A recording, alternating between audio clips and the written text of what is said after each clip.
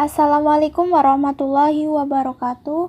Saya Dina Kurniawati, NIM C1L019024 dari Prodi Pendidikan Ekonomi. Video ini untuk memenuhi tugas mata kuliah kewirausahaan. Di dalam video ini, saya akan menjelaskan tentang contoh bisnis model kanvas. Saya memberikan contoh produknya juga untuk mempermudah dalam memahami bisnis model kanvas. Berikut adalah tampilan contoh bisnis model kanvas. Ini adalah tampilan dari model kanvas. Dengan saya mengambil judul tentang makanan produk cireng. Dibuat oleh Dina Kurniawati dari Pendidikan Ekonomi. Di dalam ini ada beberapa bagian.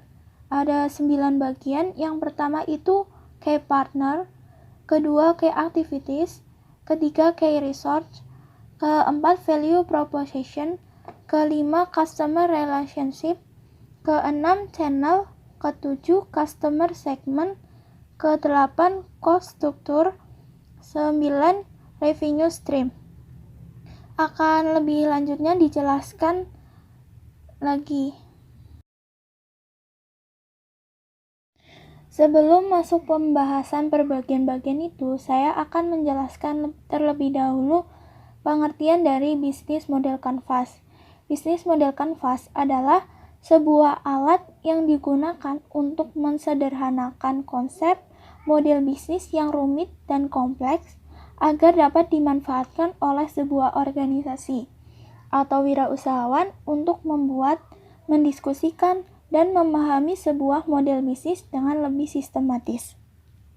Dapat disimpulkan bahwa bisnis model kanvas akan lebih mempermudah wirausahawan atau organisasi untuk menyederhanakan sebuah konsep model bisnis yang rumit.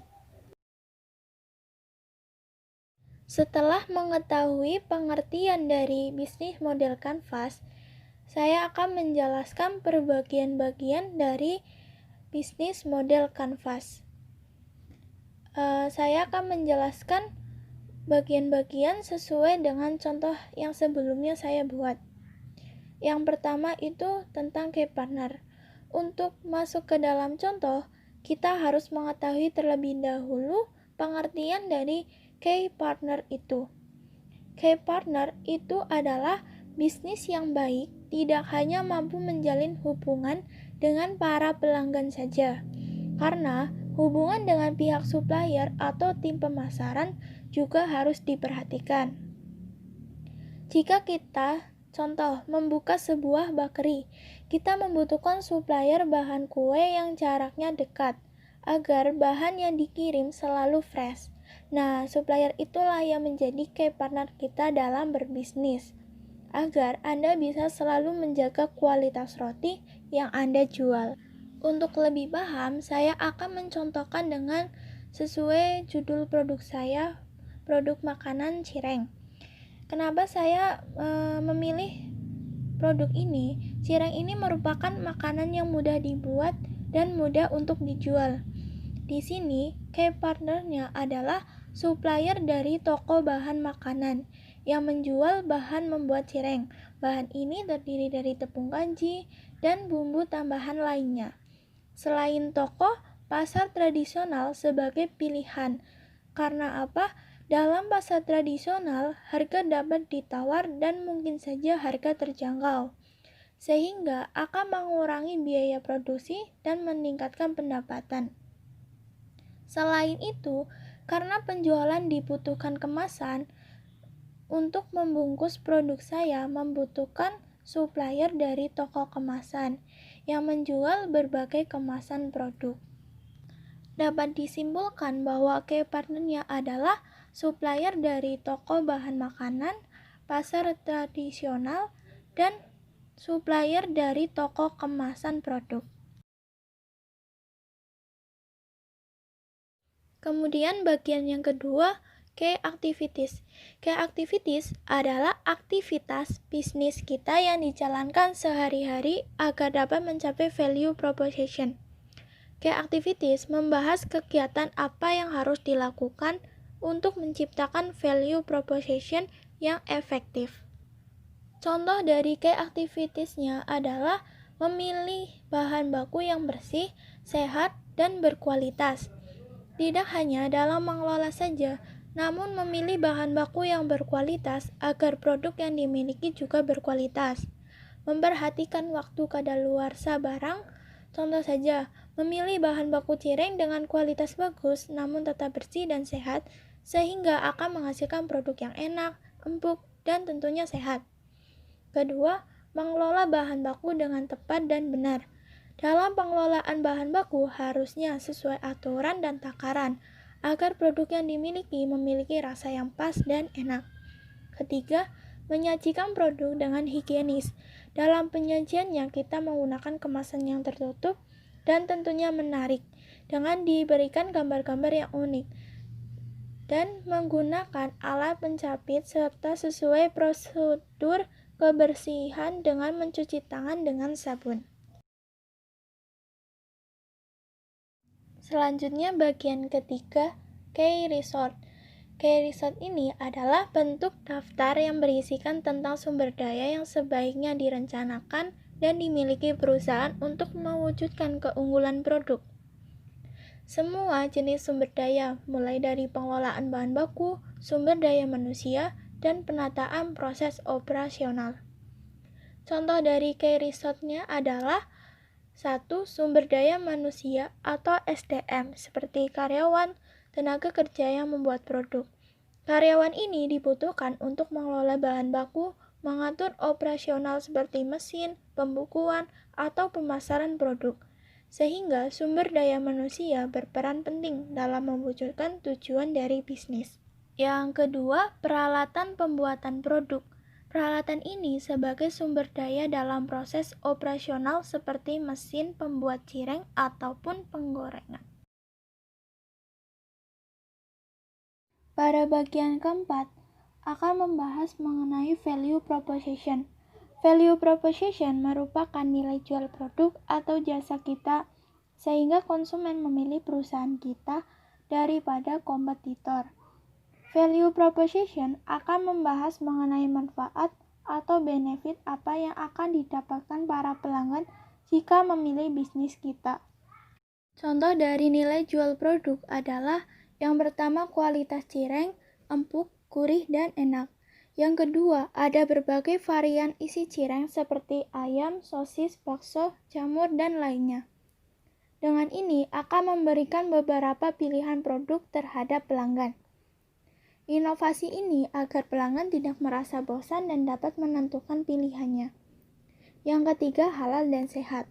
Dalam pengelolaan bahan baku dan pemilihannya diperhatikan dengan benar agar dapat menghasilkan makanan yang sehat dan tentunya enak untuk dinikmati.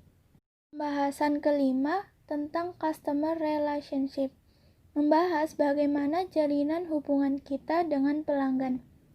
Cara mendekati konsumen ada banyak, baik secara personal, by phone, berinteraksi lewat channel yang sering didatangi oleh target konsumen, dan sebagainya.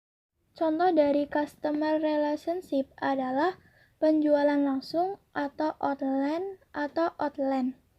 Penjualan langsung dapat dengan online kita melakukan pemesanan melalui Instagram, Facebook dengan via online akan mempermudah memperkenalkan inovasi-inovasi produk terhadap pelanggan, sehingga pelanggan dapat mengetahui produk kita. Tidak hanya secara online, penjualan outlet pun dilakukan dengan langsung. Bertemu pelanggan menawarkan secara langsung agar mengetahui yang diinginkan oleh pelanggan. Yang kedua, reseller. Reseller ini akan memperluas pemasaran produk. Tidak hanya memperluas pemasaran, namun juga untuk saling bekerjasama dalam bisnis. Pembahasan selanjutnya tentang channel.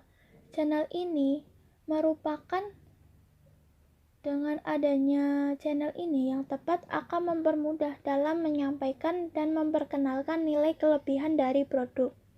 Bisa dikatakan, channel merupakan tempat pertemuan penjual dengan konsumen.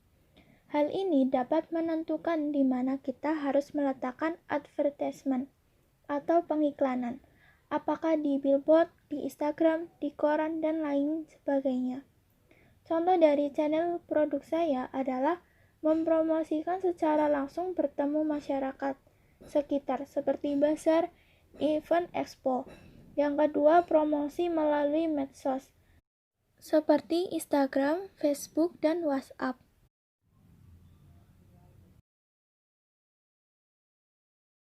Pada bagian ini mengenai customer segment.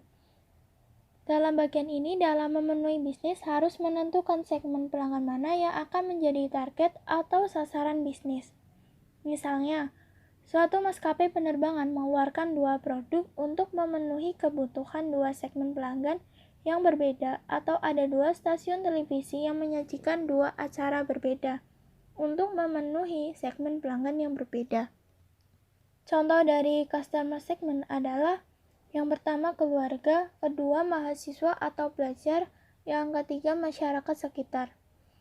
Mahasiswa pelajar, makanan ini cocok untuk teman tugas maupun cemilan kalau sedang berkumpul dengan teman, apalagi lumayan mengenyangkan. Sehingga mentargetkan mahasiswa atau pelajar yang suka cemilan ringan sebagai target bisnis produk saya. Pada masyarakat sekitar, cireng ini juga dapat dinikmati oleh semua orang, ada varian pedas ataupun asin yang disukai oleh banyak orang, karena itu mencoba untuk mentargetkan masyarakat sekitar sebagai target bisnis.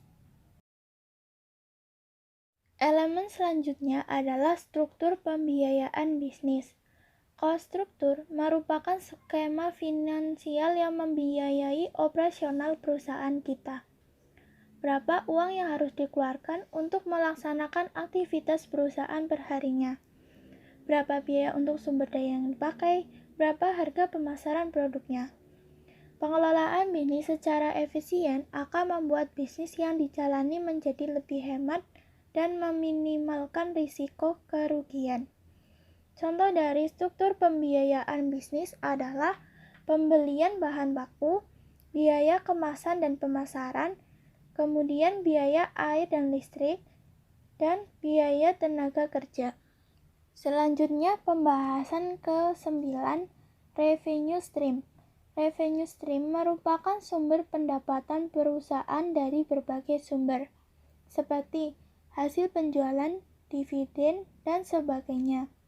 Elemen ini harus dikelola semaksimal mungkin untuk meningkatkan pendapatan bisnis. Dari contoh produk yang saya tampilkan, sumber pendapatan utama hanya berasal dari penjualan makanan langsung yang disajikan secara langsung dan secara kemasan. Karena produk yang saya contohkan masih berbentuk usaha kecil yang terfokuskan untuk penjualan produknya saja. Pembahasan mengenai bisnis model kanvas telah selesai. Semoga yang disampaikan dalam video ini bermanfaat. Mohon maaf bila ada kesalahan dalam pemaparan ini. Cukup sekian dan terima kasih. Wassalamualaikum warahmatullahi wabarakatuh.